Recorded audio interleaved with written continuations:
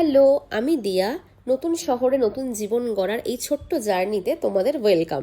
তোমাদের নিশ্চয়ই আগের ব্লগটা মনে আছে, যেখানে আমি বলেছিলাম গুরগাঁওতে আসার পরে আমরা যে মার্কেটটায় গেছিলাম সেখানকার বেশিরভাগ মাছই ফ্রোজেন ছিল। তাই একজন বাঙালি হিসেবে আমার মনটা একদমই ভরেনি। তারপর রুষা পাল আমাকে বলল একবার সিকান্দারপুরে মাছের বাজারে গিয়ে দেখতে।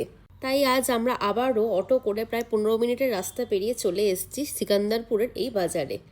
এটা কিন্তু আমাদের প্রথমবার আসা নয়, এই নিয়ে আমরা তৃতীয়বার এখানে এলাম, কারণ আমাদের রেন্টাল সোসাইটি থেকে এটা একটু দূরে, তাই ইচ্ছা করলেই রোজ রোজ আসা সম্ভব নয়। তাই যখনই আসি চেষ্টা করি একসাথে কয়েকদিনের বাজার করে নিতে। বাজারে ঢুকতেই দেখি চারিদিকে দোকানদারদের ব্যস্ততা, মানুষের ভিড় আর একদম টাটকা বাজারের অনুভূতি।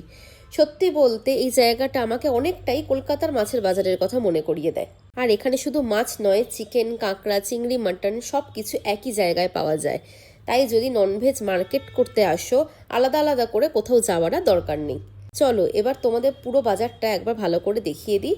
একদিকে বিভিন্ন রকমের মাছ, কাঁকড়া, আর অন্যদিকে পুরো চিকেনের সেকশন।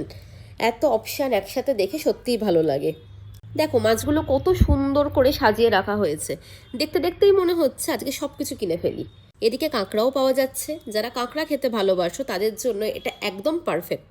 আর এইদিকে রয়েছে চিকেন সেকশন, মানে এক কথায় ননভেজ প্রেমীদের জন্য এই মার্কেটটা সত্যিই দারুণ।